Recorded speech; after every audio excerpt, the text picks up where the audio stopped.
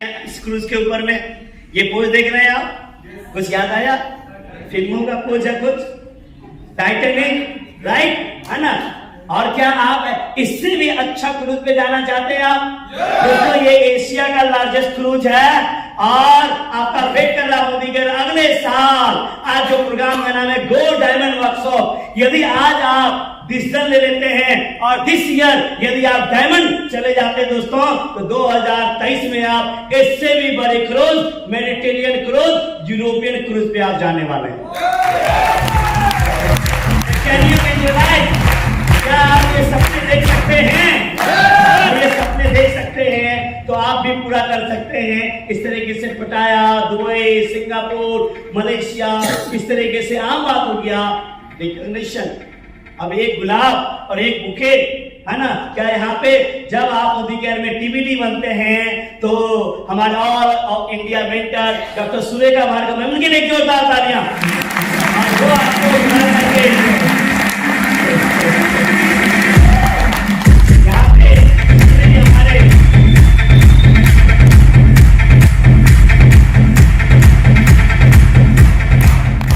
जितने भी हमारे टीबीडी हैं, अमित सर है, मिताली मैम, अभिजीत दा, सूर्यनामा सर और कोई होंगे तो नाम मैं मिस कर रहा हूं, ठीक है? तो ये सारे लोगों को ये 100 केजी माला से सम्मानित किया जा चुका है दोस्तों। आप चाहते हैं कि ऐसे ही आपको भी सम्मान मिले? दिल्ली में बुला करके ऑल ओवर इंडिया के लीडरशिप के बीच में आपको ये सेलिब्रेशन मिलता है दोस्तों। उसके बाद एबीपी न्यूज के ऊपर में आया था, है ना? तो ये सारे चीज रहा, मेरा थोड़ा बहुत अचीवमेंट रहा। तो मेरे ख्याल से अब तक में जो हमने आपको बताया, ये आपको जानने का मौका मिला होगा कि हेलो, अब तक में मैंने अपने स्टोरी के माध्यम से आपको बताने, एक ही मैसेज देने की कोशिश किया कि जब एक साधारण सा लड़का एक साधारण परिवार में, गरीब परिवार में जन्म लेकर के, और जब मोदी केयर जैसा दुनिया का खूबसूरत अपॉर्चुनिटी जब मिल जाता है, तो एक साधारण लड़का कैसे असाधारण बन जाता है। तो जब वो लड़का उस वहां से निकल के यहां आ सकता है और आप सैकड़ों लोगों के बीच में जब संबोधित कर सकता है, तो आप क्यों नहीं? If I can do it, and everybody can do it, right? तो अब तक में ये मैसेज देने की कोशिश किया, तो आप बताइए क्या सफलता मिलती है? और मैं मोदी केयर ही करता हूं, आपको तो पता होना चाहिए ना, है ना? जैसे लोग पूछते हैं, लोगों को यकीन नहीं होता है, लेकिन ये मोदी केयर की ताकत है, ये पावर है। अब हम आपको बताना चाहते हैं दोस्तों, world richest person Bill Gates ने कहा था एक वक्त 2003 में, जब उनसे पूछा गया था इंटरव्यू में कि आप इतने अमीर कैसे बने, क्योंकि अभी तो बहुत सारे लोग अमीर बन रहे हैं, लगातार वो 20 इयर्स तक बिल गेट्स दुनिया का सबसे अमीर व्यक्ति नंबर 1 के पोजीशन में बने रहे।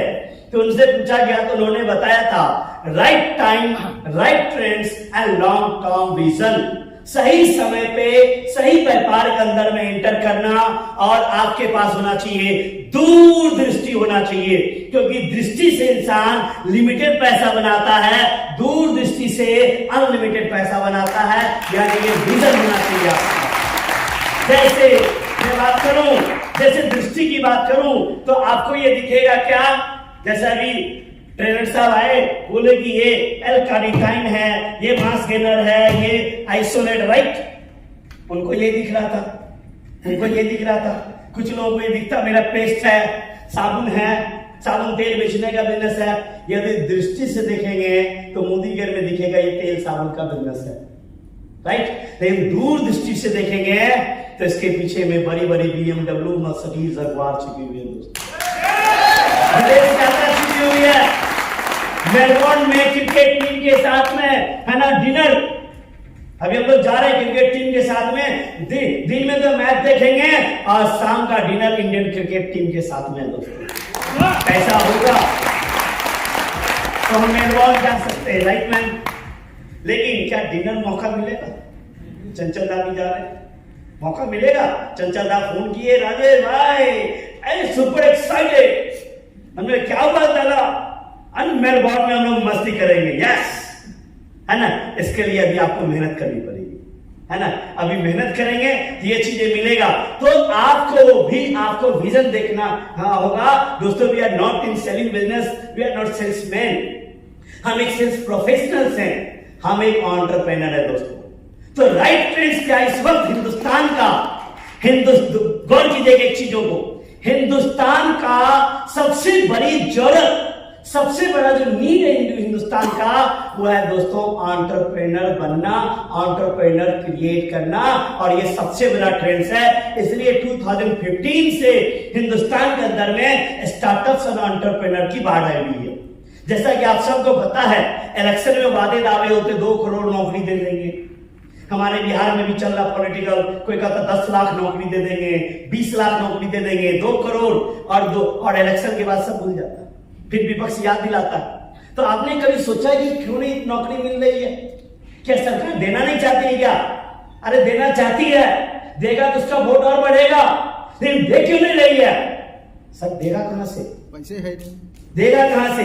आपको मैं टेक्निकल बात बताऊं कि किसी भी देश में जो नौकरी है की कैपेसिटी है, उस देश की जितनी पॉपुलेशन है उसका 2% नौकरी गवर्नमेंट जॉब दिया जा सकता है, उससे ज्यादा पॉसिबल नहीं है। हिंदुस्तान के अंदर में ऑलरेडी 2.2% नौकरी है। जब 2.2% नौकरी है तो आगे कहां से देगी? तो ये वादा दावा ही होगा। और इलेक्शन जीतने के बाद, मैं कोई पार्टी पॉलिटिक्स नहीं हूं, इलेक्शन जीतने के बाद तब वही सरकार क्या कहती है?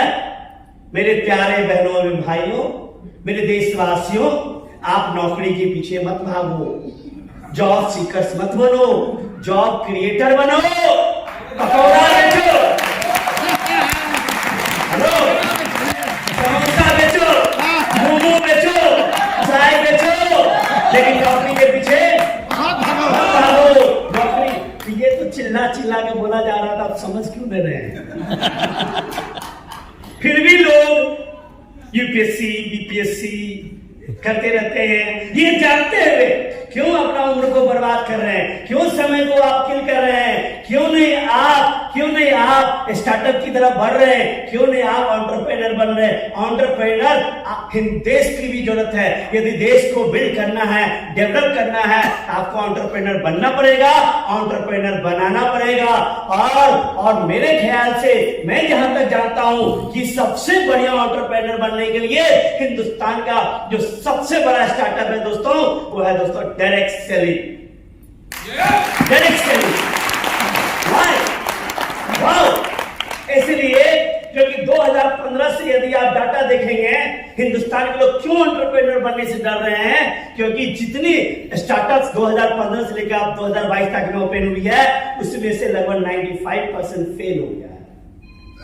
20-20 करोड़, 10-10 करोड़, 50-50 करोड़ रुपया लगाने के बाद भी वो प्रॉफिट में नहीं गया है। 5% सक्सेसफुल है, 95% फेल्योर है। वहां डर रहे हैं।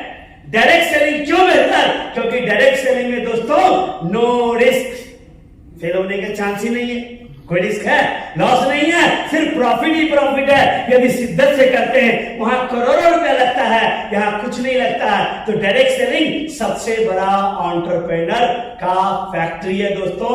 इसलिए आप सबको डायरेक्ट सेलिंग में करना चाहिए। फ्यूचर ऑफ इंडिया क्या है? फ्यूचर ऑफ इंडिया क्या है?